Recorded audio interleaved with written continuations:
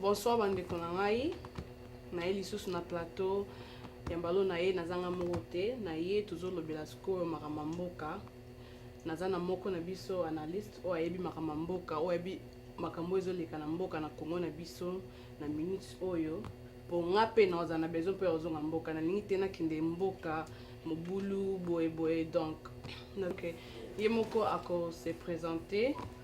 Donc bonjour papa. Bonjour Gloria. Boni. Oui, ça va très bien, ça va bien. Nous avons le long de Congo Promo. Tout ça, il y a Makamboka. Nasepeli mingi papa koyambo na plateau na ngai lelo donc balobi yonde oyebi makambo mboka awa na Dallas biso toza biso bana miki tozo yoka kaka mais lelo na yambo na plateau na ngai po o s'expliquer biso makambo nini ezoleka na mboka ya Congo parce que ezosala biso pasi toza bana mais tout le monde na ba YouTube makambo ezoleka partout na ba Facebook ba posta kango donc papa lelo nga nazali membre du bureau politique, il y a parti monene. Il y a beaucoup d'ambition, il y a mon conseiller la général monene. Oh, il y a l'autre toujours banayo. Azali entre la vie et la mort. Pourquoi? Parce que à Keneki Koluka asile politique na Brazzaville, mais complicité à président Sassou na Hippolyte Kanambe et ça fait en sorte que et corrompre même organisme au commissariat des réfugiés pour pas payer asile politique té. Pe ba kangi les sous kokanga ba tcheye na résidence surveillée. Muta keneki na yeko asile politique.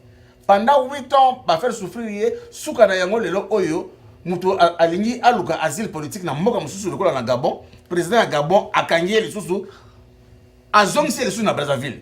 Na minute otoko ba boye président général Bernard Faustin Monene n'est plus à Libreville. Bazong ça qui est na Gabon ko bana date ya le 13 janvier oyo azong les sous na Brazzaville et pas na maboko ya Sassou Nguesso et pas oyo a souffert pendant 8 ans peut-être zo yebate pourquoi Sassou Nguesso azali ko garder général Faustin Mounene kuna quel crime oyo Faustin Mounene général a sali oyo ba ko séquestrer boyé to osenga na ba organisme nyoso Nations Unies ba pesa ye statut ya asile politique comme libre paye moko aluka et pas ya liko ko vanda soki alingi abundela mboka na ye mabezalité mais pour l'instant azo senga asile politique pendant 8 ans azo yango te pona nini mabenini oye asali pe tozali contre toute procédure ya koluka ba extrader na Kinshasa pour Kanambe azali ko boma sans pitié ayebi que général Tigre azali moko ya mapinga oyo azaka capable ya kusukisa makambo oyo ya sala wana yango peut-être ko belela na occasion oyo pesi ngai micro to belela bana mboka pe ba organisme ba association ba ONG mboka na biso ya ko telema ya ko sala pression na président Sassou ayeba te azali beau frère na biso bokilo na biso abala oyo ya biso mwana oyo ya biso sœur oyo ya biso maman bana na ye baza ba neveu ba nièce ba koko ya biso to ali famille azana mutema malamu ya ko comprendre que Congo Brazzaville na Congo Kinshasa ba clause o ezalaki ba extradition ya ba agent politique ici Kufa ça n'existe pas akoli ko extrader réfugié politique na Kinshasa pour livrer na maboko ya Hippolyte Kanambe quel que soit ba million oyo Kanambe ko pesa ye ezali mongo ya babokilo na ye ba congolais ex bazaïrois. Mais d'abord oui, merci beaucoup pour l'occasion Congo Promo. Tu m'offres pour m'exprimer sur ce plateau. Comme on a Aaron Moulanga et colonel Van la Katia combat, la Katia résistance, nous allons colonel. Pas matin, nous allons dire que Mapinga pour la solo et Makamboka. Nous allons membre du bureau politique, il y a parti du peuple pour la convention et la démocratie, ou si vous voulez, la Convention du peuple pour le progrès et la démocratie, CPPD en cycle, oyo ekamami na mokonzi général Munene Faustin Munene nga nazali secrétaire national chargé ya ba information communication et presse na yango nazali porte-parole ya parti awa na kati ya États-Unis. Voilà ce que je peux vous dire en bref. Donc merci papa. Boyoki papa na lobby apesi bino ba kombo na ye, apesi bino détail moké oyo ya ye asalaka awa na kati ya États-Unis. Donc papa makambo na moni na Facebook makambo ezoleka na Congo, donc bato ba lobby balingi susu président oyo toza na été, donc toyebi te soki akolongwa ou bien kolongwa te, balobaki décembre yango elongwe eleki sikoyo tolingi toyeba soki akolongwa ou bien kolongwa te po tolembi. Voilà. Mboka na biso ezali animé na ba acteur moko bazali ba Machiavel. C'est-à-dire que bato moko mitu na bango eza corrompu, mitu za kopolo na kati. Oyo lelo yo bazui vrai surnom, bazui comme ya ba médiocre. Mboka na biso eza animé na bato moko bazali na souci ya bato mosusu te. Parce que mboka na biso eza mboka moko koma neti temple sataniste. Parce que na ba valeur ya ba sataniste mabe nde ezali malamu nde ezali mabe pona bango. C'est-à-dire que on surtout ils ont les mboka na biso ya mabe wana pa na bango za bien, il faut ba activer ngo et pelayer asu makasi. Mais en même temps ezali insouciance ya population, insouciance ya peuple oyo bazali bango ba bengami pona ba gouverner bango. Parce que sans peuple bango ba ko za ba poste wana te. Bayar na ba poste wana pour ba gouverner le peuple. Mais tant ba koma na ba poste sika wana parce que na souci ya peuple te et comme souci ya moko azana na ba RAV4, azana ba navigateur, azana ba Lincoln, ba Mercedes, ba château na États-Unis, na France partout. Bana na bango batanga partout na Canada, na États-Unis. Mais bateau yo na fief na bango na ba circonscription électorale na bango sika ba votaka bango ba souffrir ba sala kata œuvre moko te. Na tanga komba ya moto sikoyo te comme pour exemple mais to ebito zo bango en général Assemblée nationale ba député nyonso ya mboka ce sont des médiocres. Ba député mosusu kutu ba koma na bango ba fanatique ya ba musicien. Akine ba yembaka ye moko akine ba filmer azosoma Yoshi ba filmaka ye azola na intercontinental. C'est-à-dire ba anti valeur biloko moko boye bato bazosutuka nango député azosutuka na intercontinental pour avoir occasion comme député. Amona ko na musika avec envier. Mais rôle o ba votaki na yango za sauté. Mboka na biso lelo oyo na buzoba wana na ba escroc oyo ba jouera ba rôle moto benga ba femana akoyiko bimana ya zanganga na banganga ya solo basangisi ki diabolo nyonso na mitu ya bato wana balingi nini balembisaka peuple mboka ekoma temple ya bondoki kisi na bamai tomelaka kisi partout tolekaka na yango esali en sorte que bakonzi oyo bazali kokonza mboka bazali koactive naïveté na population na koencourageaka babiloko ezala na ntina te pour edistraka peuple masanga publicité ya masanga publicité ya basigarette publicité ya baekole ezali te bahôpitaux ezali te mboka ekoma na baorchestre mike ebele mboka eza na makambo minene baacteur mpenza ya mboka balobaka eloko moko te sukasuka na yango tomoni mboka na biso ekoma dirigé sous occupation ya bavoisin na biso barwandais baougandais baburundais tokoki koloba même participation ya MONUSCO na mboka eza occupation parce que na tomona te na mokili oyo mission militaire moko ya sécurisation ya paix na kati ya mboka lokola MONUSCO eye evanda 20 ans.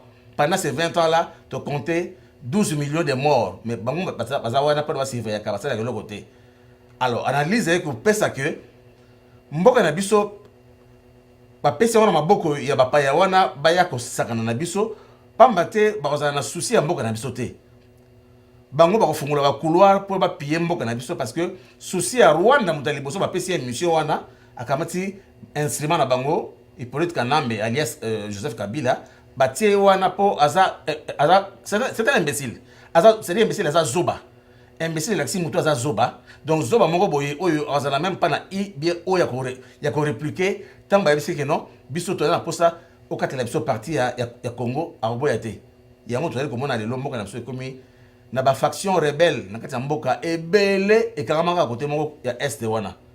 Alors tu komona nini ba faction rebelle wana en réalité ndambu baza kosala musala ya mission bapesaki et politique nambe pona ko boma ko diminuer population congolaise de 80 millions et au moins 55 millions.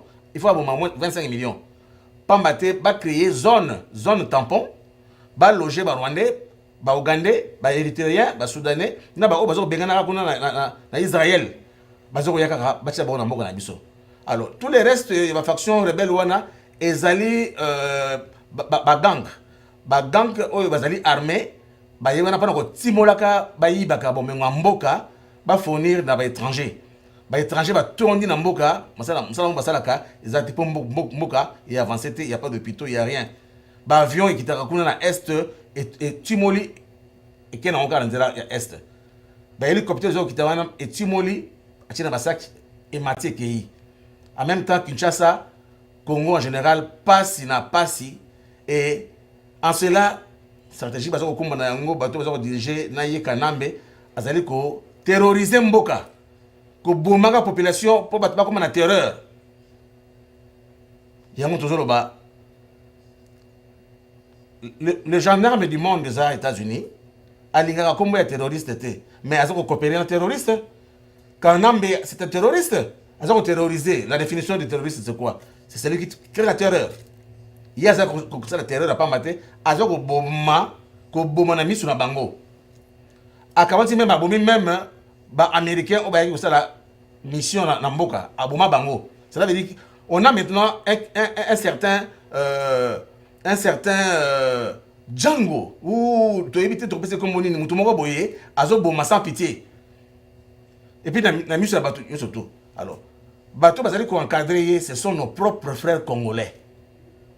Ba gouvernement na ye mingi ba congolais et puis batango ba gouvernement wana bazali ba ko ba échantillon ba titulaire ya chaque poste oyo ndeko congolais azo occuper titulaire na yango aza rwandais bazala dans l'ombre bango ne ba pesa ba ordre na makimbuta na ba chef Kitundu chaque poste ezala na armée titulaire nango azali rwandais mais bango ba ndeko ba congolais bazali ko kanga misu munoko basala le côté parce que bazali affaibli na corruption bazali pourri jusqu'à la moelle épinière na corruption oyo ba ndeko bapesi kombo ba gourmet ya soupe ba melaka ba soupe alors que misunya ya nzungu wana baliaka ngote ba melaka soupe bazomona ke soupe wana yeto nza bango. Cela veut dire quoi? Mboko za na bomengo ebele ba kozoma 200,000 500,000 bapesi yo amoni ke azui bomengo ebele alors que mboka wana akoki kozwa même plus mais akoteka mboka na ye na makama ndenge wana manda ya Kanambe ndenge bolobaki wana Hippolyte en réalité ko ndenge bayaka wana ba imposer ka biso yeko poser mutu moko avotaka ya zalité et puis na ba mission bapesaki ye atingami basali ba élection ya 2011 ba triquer yango ba triquer ba élection akanga na pouvoir pour continuer mission na mission ya ba étranger au bazana mona mboka moto oya gagné l'élection ye wana asa na prison na CPI Jean-Pierre Bemba mwana ya mboka mukolo mboka asala nini po avant na prison ti lelo moto zo ko boma ti lelo oyo azali ko solola na bango batu ya CPI to bonaki mukolo kana bakene ko sala discours na Nations Unies moi si oyo chef ya juge président soki mokonzi procureur ya CPI akei ko pesa ye mbote zo ko pesa ye azo lenga masolo ko solola kuna ba mi baleti lelo oyo et bimana presse on ne sait pas de quoi est-ce qu'ils ont parlé botala makambo ya nengo donc scénario moko zo lekana na makambo yo ya Congo eza incroyable pe toza les sous na ami moko te appui moko te na monde entier oyo azali ko lobela biso to ko yoka ke bali ko kotela biso azate to ali abandonner à notre propre sort jusqu'à ce que na ba wa biso bandeko ba komaki na suka ya mandat ya ye Kanambe batali ceux qui basolaki masolo ya soupe baba c'est d'abord moi mito ndakala na kati ya soupe wana Baladi bon, biso peut tout basili bino 1 an. Ba basili 1 an, mais 1 an ngo c'est le 31 décembre. Mboka c'est le coup là toi on a président T, toi on a gouvernement T. Maintenant, basali biso coup d'état constitutionnel. Bazali ko konza mboka na légitimité mon côté à peuple. Pour mandat wana c'est là qui. De l'autre côté, bah oh bazali ko sala ba réclamation. Ba réclamation, il y avait encore de Saint-Sylvestre, bazali ko ba tumoko, bazali ko ba collabo, ba corrompu. Mais bon, ça la réclamation, il y a accord à Saint-Sylvestre, Oyo, et c'est là que le 31 décembre, le sous-bopon nini. Quand vous organisez des journées de marches, mais bon, dénoncez clairement que tout le temps, toujours, il peut être que maintenant, il y a bima na mboka so kende. Mais bon, on a ça la marche pour revendiquer l'accord à Saint-Sylvestre. C'est un peu flou, inouï. Il y a un autre monde qui, mboka na biso, ils allaient à valeur rebelle. Dernièrement, organisation et touti aux gens mboka na biso o baso diriger mboka na biso o basala biso occupation basala ki messe moko ya kochola musée Laurent Désiré Kabila, mais il y a pas de hasard esika basangana ki bango nyonso esika bakendaki wana bazwi munduki ba tirer bango à bout portant ba beti bango munduki à bout portant ba bimi wana basali le côté. Donc, force wana qui est animée par Monseigneur Ekofo, il y a l'église protestante, ils allaient force du moment où ils n'étaient pas en Nzambe, ils allaient coup d'envoi, il y a que vous êtes fini, vous n'êtes plus rien. Là, c'est votre départ là qui est déjà engagé. Il y a le lobby le 21, à Kinshasa, les lots dans le pays, la France, dans Paris, c'est une mobilisation, une marche, mais le lobby pendant à Kinshasa, marche, ils allaient. Mboka est comme une cola braqué. Mboka est braqué. Pourquoi? Parce que 2 jours avant l'organisation a marché à lobby le 21, ça le scénario moko boye, balingi basa la coup d'état moko boye, coup d'état moko boye, basa la coup d'état moko boye, na ba je moko meke mesimbité. Balingi basa la coup d'état moko boye, bisengema na lokola batiaka mo panzi, c'était pour ça. Comme ça basa la coup d'état, yetanga a rejoindre commandement ya mboka armée du commandement Mboka, Sima Mikolo, c'est là, il faut être un homme de pouvoir. Mais, et s'imiter. Papa n'a qu'à t'aoter dans. Bah, marche on est toujours ça là. Toujours Koufaraka, toujours Koufaraka. Net autre ça qui est 31 décembre na Congo, bah ça qui marche le 31 décembre na Congo, bah Koufaki. Et puis, Moutoumsou sa Koufaki, comment on est nani? Sango wana o babomaki wana yepa kufaki siko bolingo sa su marche mususu su lobby za le 21 basa su marche su po ba population ba kufa tozo kufa kaka lokola ba mbinjo ba soso bazo mona biso rien bazo boma biso puis ba président baza libanda bazo mona bazo sala le côté to continuer kaka ko kufa kana marche ko tozo sala ou bien to tika na biso marche totala makamande na miso zo le parce que to lembi ko kufa to bima libanda to ke sa marche na ndenga bien batindi ba policier ba boma biso ba soda ba ya ko boma biso donc nga pona nga na moni to tika to sala biso marche ngote parce que bato bazo kufa mingi. Non, mboka wana ezali mboka na biso tozali kaka na mboka be moko likama mabele batikaka yango pamba te bato baye wana bayende koyiba baza ba miyibi baye pe balingi ba terroriser biso surtout tozana faiblesse to tikela bango mboka makama mboka batikaka te mboka wana batikela biso na bakoko nzambe mutu apesaki biso mabele wana na bomengo wana. Surtout le bilan de maboto tika bato wana banyamo wana bayaki bazwa mboka wana biso to tikela bana na biso bakoko na biso to tikela bango nini to koma ba umbu na kata mboka na biso. Souvenez-vous l'histoire d'Israël et d'Égypte, mais suka na yango ekosila. Alors quand tu dis que to kanga maboko to tika parce que bazoko ba biso mingi pendant ba marche ezali raisonnement moko ya mokuse ezali pendant idée ya malamu te parce que to moni biso moko likambo ya mboka na biso tango ya kala ezalaki Nations Unies au moins na batindi ba casque bleu baye basali kimia bobule sili bakangi tu basali civilisation bi ba rebelle. Mais il y a lelo oyo makambo ya mboka na biso il y a personne pour nous aider.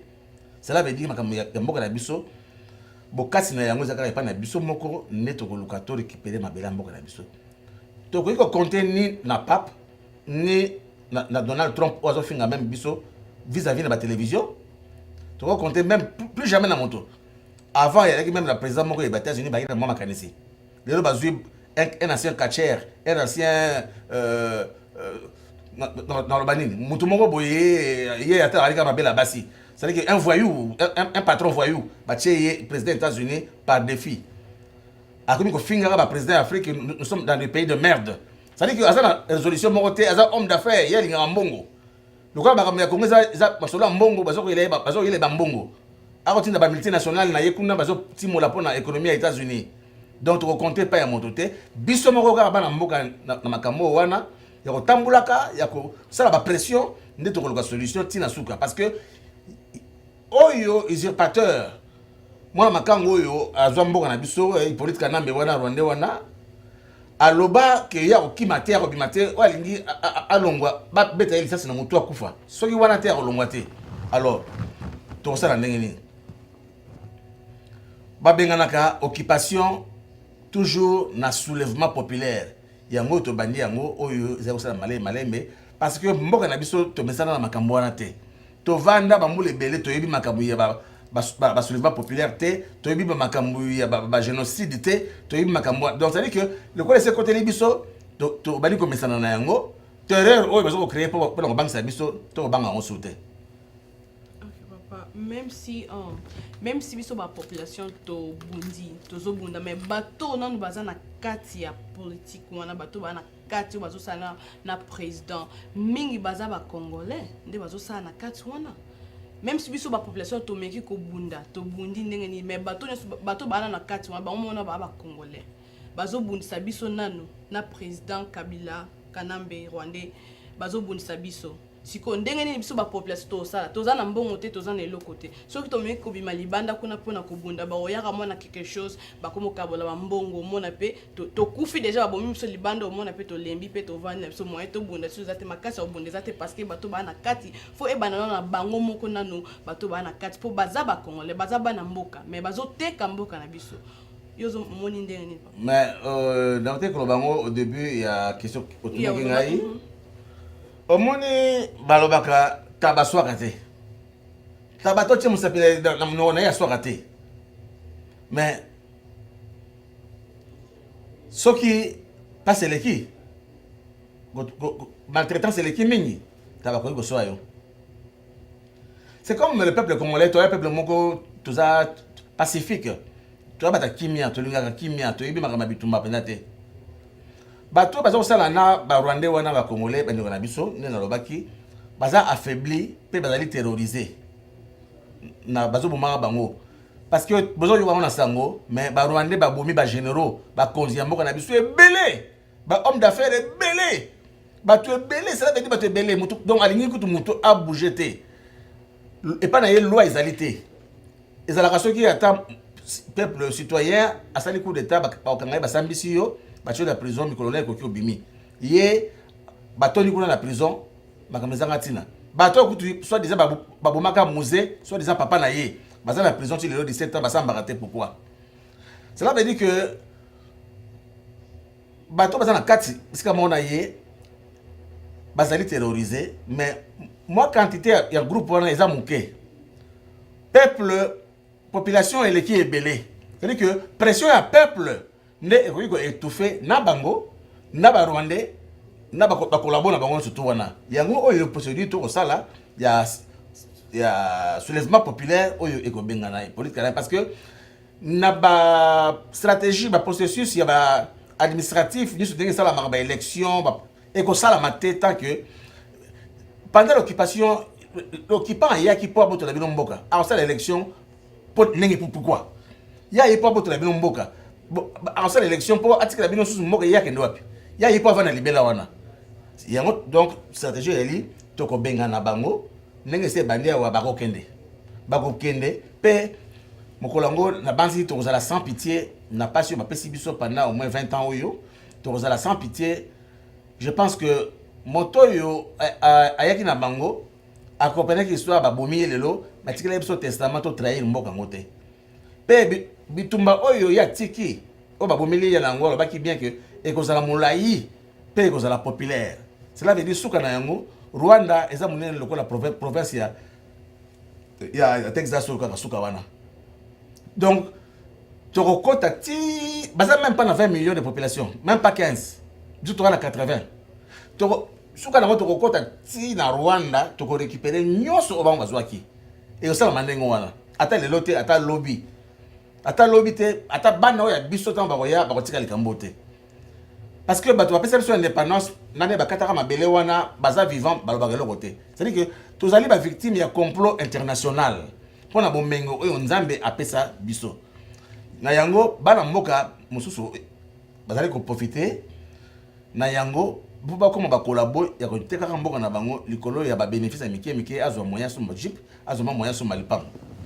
Voilà bakamona ko koloba na yo pona Congo pe na ko koloba na yo lelo oyo omoni ndenge tozoloba na yo que tokoki kotika autorité ya mboka na biso na ba occupation te parce que tala lelo oyo voilà maloba na ko belela na minute oyo ce qui concerne arrestation ou enlèvement ya général Munene.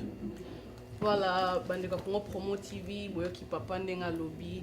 Bon papa nga nazaka na question moko ya ko poser lobby marche eza lobby na Congo. Conseil nini yo koko pesa ba frère na ba sœur na biso pona ba oyo ba kokendo sala marche ba kobima bandako na bomba yebi ke to bima et puis to kozonga. Conseil nini koko pesa bango pona marche ya lobby ya le 21 en janvier.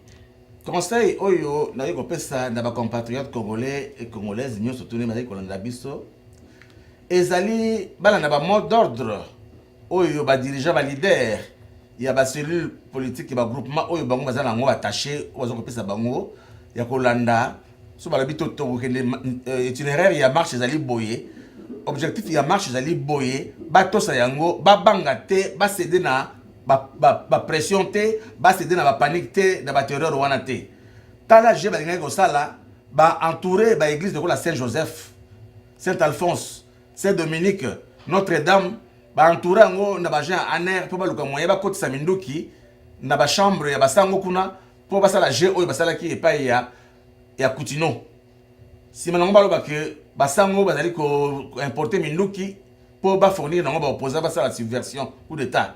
Je wana tout de suite yebi yango to dénoncer ngo na ba média yango moni ke coup d'état basala ke lobby simbité. Si la minute au bout loba ba komi ko fouiller ba voiture.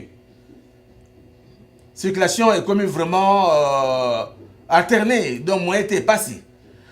Ba komi ko fouiller ba voiture beso ko luka minduki na ba stratégie lokuta pour ba sala lango lokola na ba église ba koti minduki te to ko mona peut-être ba kotia minduki na voiture ya moto moko chrétien moko boye pour chrétien moko ba fabriquer parce que kanambe na système na ye a fabriquer ba double ya ba organisation officielle à l'état asali aner ya l'état ezali asali pe aner oya ye bon abatu asali IDPS ya c'est-à-dire asali pe IDPS ya Chibala donc asali kamwana sapu existaka asali pe kamwana sapu na ye oya bon abatu c'est-à-dire que azoko luka par tous les moyens asala ba biloko moko en doublure bakotia manduki na voiture ya chrétien moko oyo ya kolabo na bango po alo bakeno bapesa ngamba minduki oyo na sango kingandi po ndaka no tia epai kingandi biloko ensuite to yebi yango bandeko mboka ezali ya biso ngai ndeko na bino epai nazoko ba bino ala mabele ya États-Unis d'Amérique ezaka ke sengote to lobaka na bino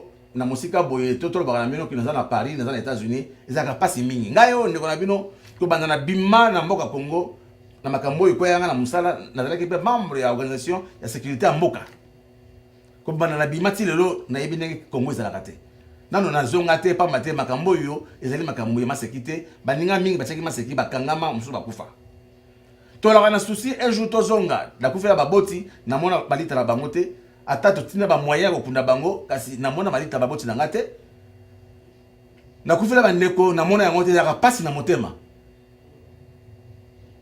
mboka ezali ya biso yango tokobundela yango ti na dernière goutte ya makila ya nzoto na biso po to récupérer mboka na biso tokosede na pression te mboka wana toyibaki yango te todefaki yango te pe ezali mboka ya kokaba te ezali pe mboka ya koteka te barwandais bazali ebele te bandeko nyonso oyo bakosala wana soki tobimi na soulèvement populaire bandeko na banzi ONU et qu'on intervenir à côté que jamais que bassassin wana ba criminel lokola Hippolyte Kanambe aboma 2 millions en balamoko 12 millions en balamoko aboma ngote bobanga te lobby bolanda ba kaka lelo tozoloba bolanda ba mot d'ordre ya ba leader o bazali ko diriger bino na ba itinéraire ya marche wana pe suka na yango victoire ezali pa ina biso. Bon, bandeko kongo promo, merci mingi. Likamba pasi, za likamba pasi, boki papa ndenga leli na micro ya kongo promo. Elo kaka na yebisa bino bandeko na biso, marche za lobby, bosalaka attention, boyoka ndenge papa lobby, ba conseiller sur papa pesi pour na marche à lobby, bolandela kaka yango. Donc, merci.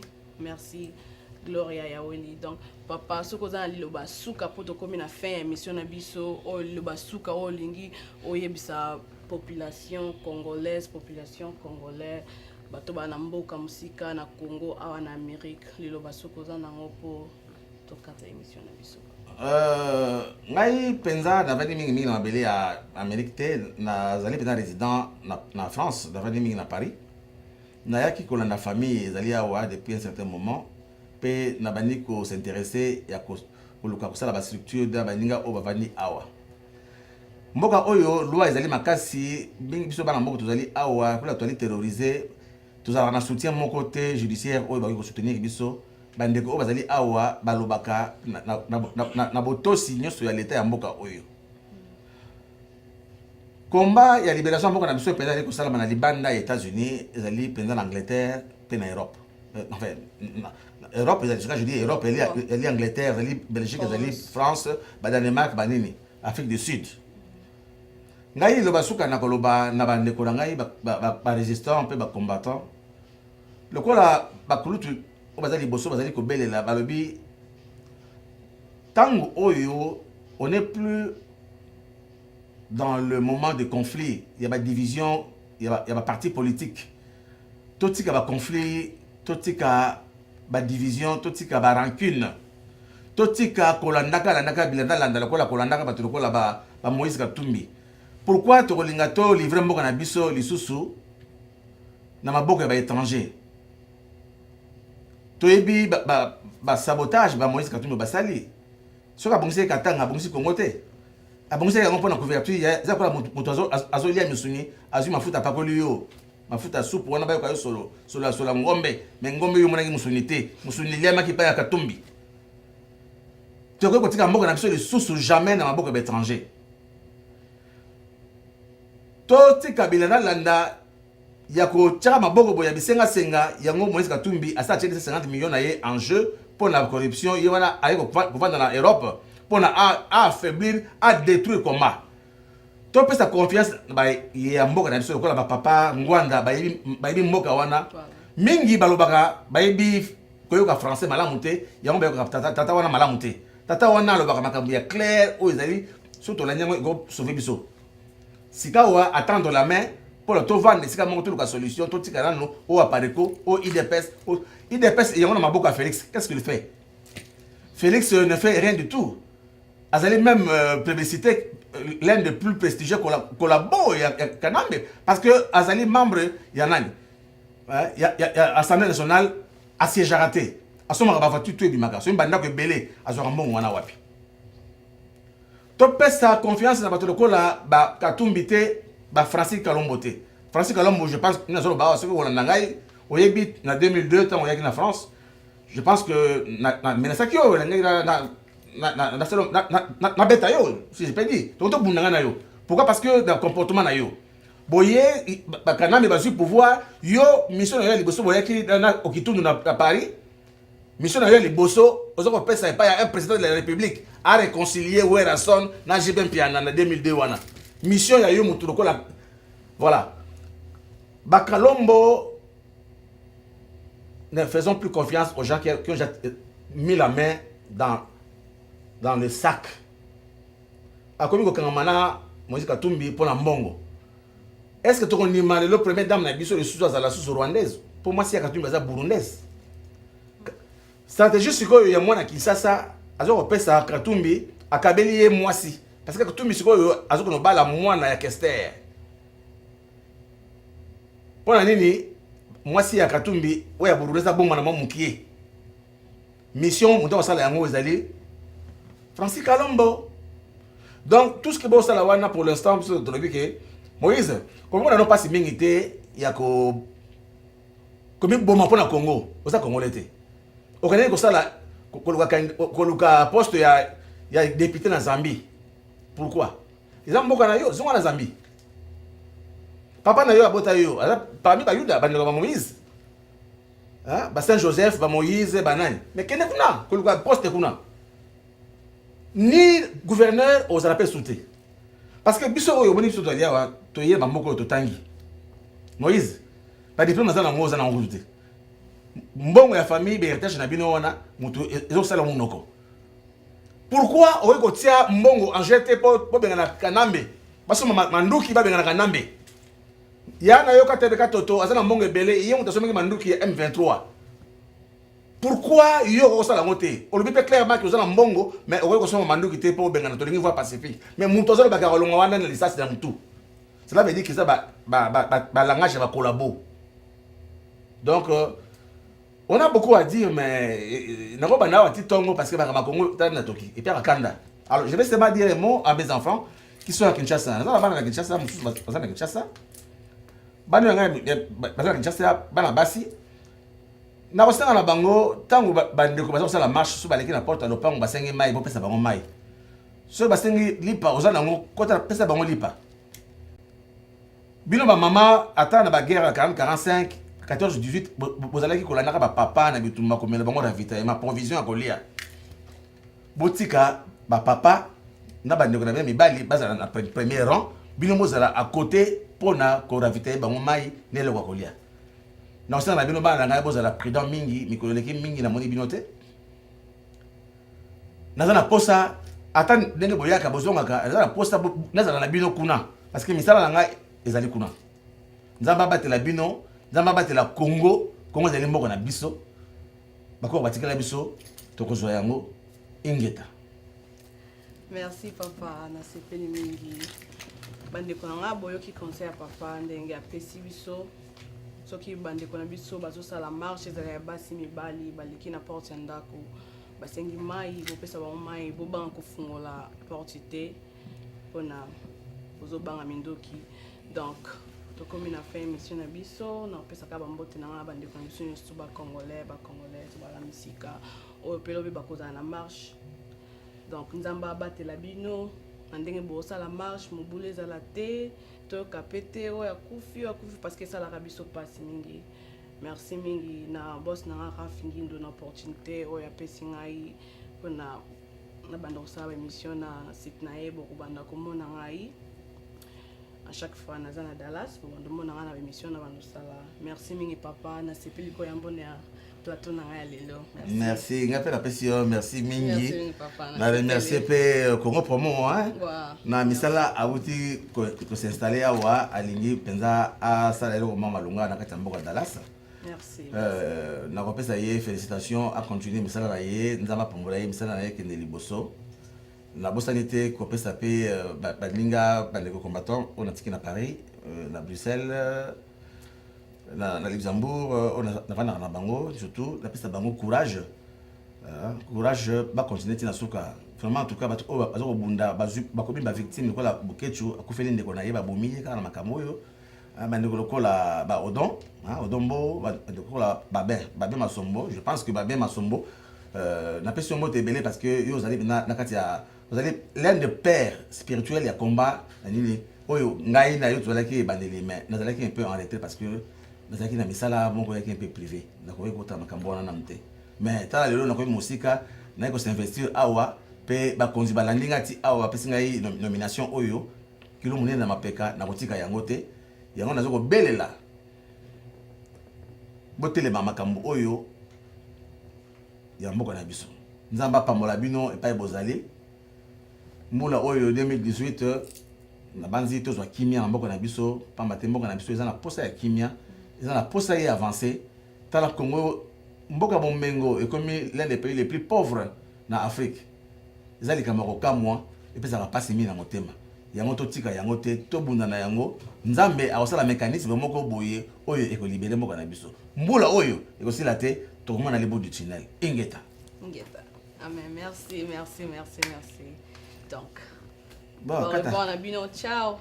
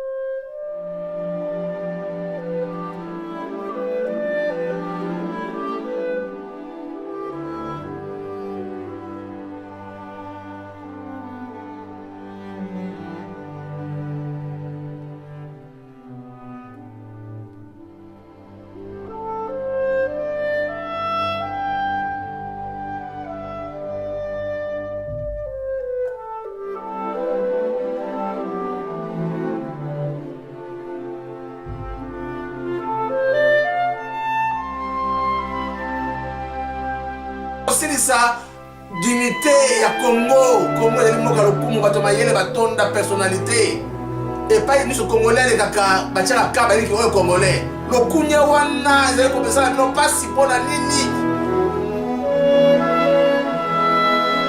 ozali komema Congo jusqu'à ce niveau ya kosilisa lokumu ya Congo mokili mobimba baza kotala ndenge bazali kofinga yo oza na valeur ata moko lisusu te na miso ya moto mbongo esalaka eloko te ata oza na mbongo ebele soki oza na valeur te na miso ya bato bakabona ye eloko te bakabenga yo patron voyou n'importe quoi arrête cette histoire là kanga biloko na yo kende oyo ekokontinue koyela yo na bacommunauté internationale na baprison basala ekoya après parce que bakokotika yo jamais ndenge oyo yo bomi bato ebele bo tu penses qu'on va te laisser comme ça corruption oyo zokosala mbala na mbala ekosuka na niveau moko moto atondaka bomengo te bakolanda yo mpo mbongo wana ozokokorrompre nango bato eli mbongo ya Congo yo yaki na mbongo te mpo na nini kozala mayele te ke osi ozwi bobongi yo na famille na bino bokende ata bakokanga yo Jeannette te Zoé te bao mosusu wana te bakotikala na mwa mbongo na bango. Mais oui, comment la petite souka, en fait, tous les valeurs, il va comme on a besoin, et quoi sur bidon, et quand tu as le logo monté. Vous allez vous risquer, vous tu as la beaucoup pamba. Là, la ligne na yo tout simplement neko. Tika peuple congolais tranquille, kanga biloko na yo kende. Bible eza kobelela yango ate ya nzambe oyo ya solo basi bacomprendre liloba wana nzambe alobaka na Moïse akende koyebisa na Pharaon oyo akangaka bana ya Israel na bowumbu na kati ya Egypte alobaki na ye kende koyebisa Pharaon de laisser partir mon peuple maloba wana esukaki Pharaon asila yango bomoni lelo Egypte ezalaka grande puissance lelo ekoma eloko te batiaka tembe na nzambe te bomengo ya Congo nzambe nde moto apesaki yango yo olingi osala bras de fer na nzambe ndeko kanambe arrête Congo eza mboka na yo te tu as monté des stratégies de toutes sortes pour nous faire valoir des faux papiers, des fausses identités, tout ça. Mais toi, il y a des pays. Si on veut passer le Parlement européen, parce que le Bayango, vous avez congolais. Au lieu de Yango, vous avez un bon, pourquoi tu ne peux pas partir? Maintenant, le Congo, vous avez bateau sous la mort de la mission. Vous avez passé par la bamoté. Vous savez ma baie. La Kriawana, il m'a dit que vous trottez dans mon tour. Il faut le construire dans le bateau. Qui m'a dit ceux qui m'appellent sur les sas en tout. Mais au début, les sas en zambie, les alliés, on l'a dit, on l'a monté. On peut m'avoir, on peut m'avoir. C'est dans la halle, c'est dans la seconde, on l'a monté. Nous avons vu pour ça, la yamo. mais so ozolinga nzambe asala yango hippolyte nzambe akosala yango ndenge wana mpo ozolinga mpo s'échapper na prison ya CPI nzambe akosunga yo ekoleki ndenge ozolinga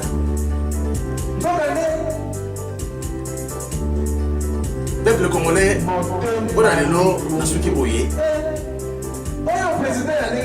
nasengi na biso banso totelema mpo na biso eli ya biso banganga nzambe to baserviteur de Dieu ya solo abandi koloba yango obangi ezali suki parce que Hippolyte Kanambe a dirigé Congo na mwa mokanda Kanambe asalelaki ye tobengaka yango charte d'occupation oyo toyokaki yango awa nga nayoki yango bandakala aux États-Unis toyoki yango bandakala koboma mpenza abomaka mpo ebangisaka bato acréer terreur sikoyo terreur wana biso mpe tozobanga yango su te kosisa congolais te baavocat bacorruption tokopesa na États-Unis partout surtout les États-Unis olobaka ke bolinga baterroriste te mais terroriste ye koza na ye ya face boza kolia mbongo makila oyo terroriste aza kokorompre bino kombo ya terroriste ebungi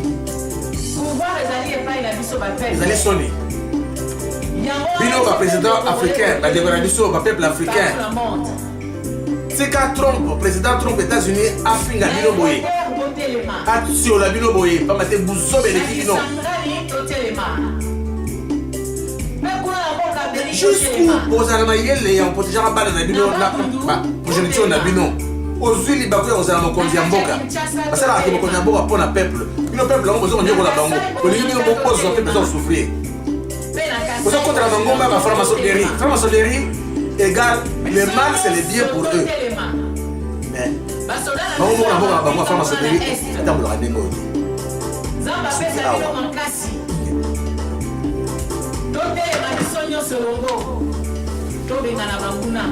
mokoti biso toyebaki baplan ya kini masiere esalaka tosalaki na yo tosalaki mabe toyei na posa mboka na biso ebonga yo ose mélange okomi fanatique na bamusicien parce que oyebeki plan nini ezali kosala oyebi bato bakende kotika yo na banda na diba mboma epai ya bonde mosika oyebi bato bakotika yo tu te rappelles yo komeki président d'honneur ya wene mosika pourquoi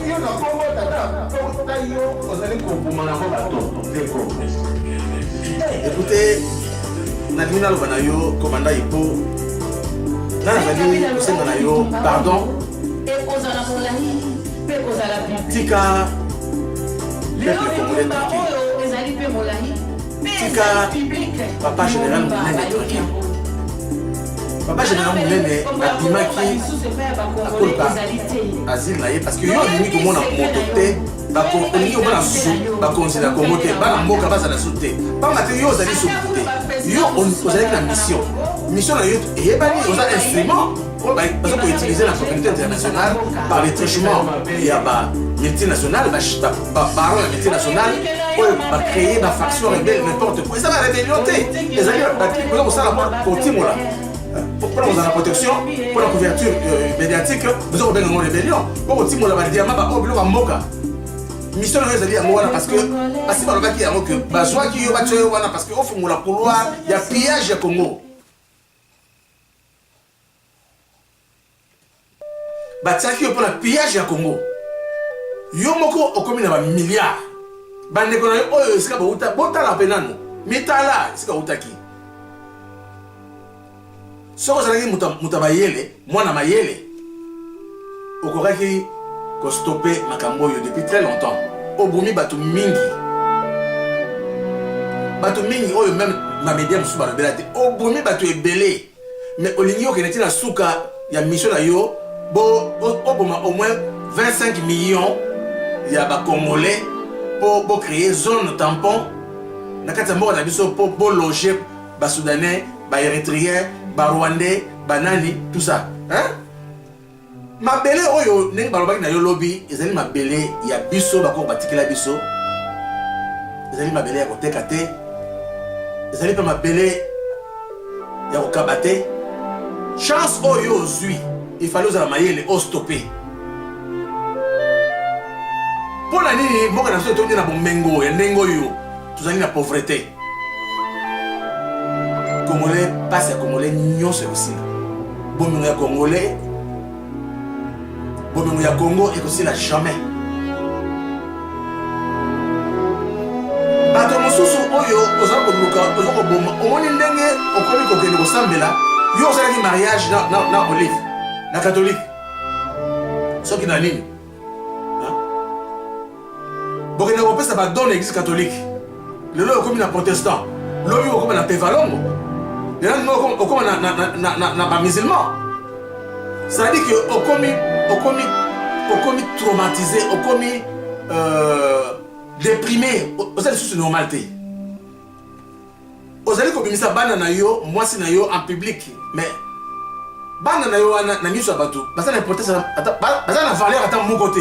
Parce que on la bango boy oh ngai hier quand on regardait ça, bana bazo ko tuna papa oh parce que bana ba ya criminel ou batu na Congo bana les bango.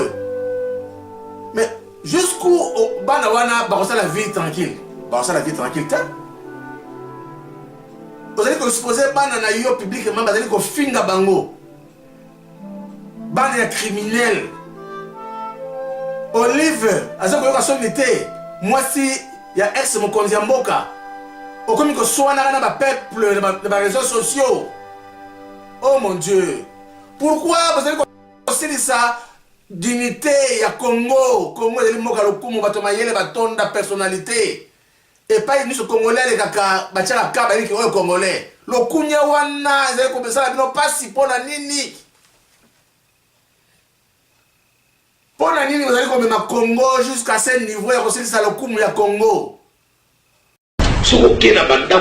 Hier, ils avaient critiqué les 32 ans. Il y a un gouvernement à Mobutu. Je veux bien. Mais aujourd'hui, ceux qui sont venus il n'y a même pas 10 ans au pouvoir, ils comptent. Par contre, il y a pas qui commis ce qui combien la élevé. Et ça pollue ma bâtisse partout maintenant. Et ils s'en foutent du reste. Quand je dis du reste, il y a population. Ils s'en foutent de la population. Bato Otomoni Lobi Ayaki, le même vide, aujourd'hui, il est milliardaire. Aujourd'hui, là, et en dollars américains, même pas en francs congolais. Mawa. Cohérence, c'est ça, vaiki. Bakamati, tronchon, oyo, ma pessi, ma japonais, et ma chinois, tronchon, moussousou, ma pessi, ceux qui sont sobreca, ceux qui nini, terrassé, bakamati, ma pessi, ceux qui intel, donc il. Un peu de méli-mélo, tout ça. Mawa. Ça va la base, partout. Ça va la véhicule, il y a ma modèle, tout, oyo, bimaka. Bazar là-bas, voyage.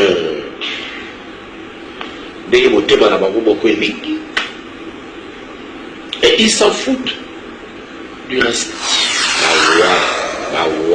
Mawa.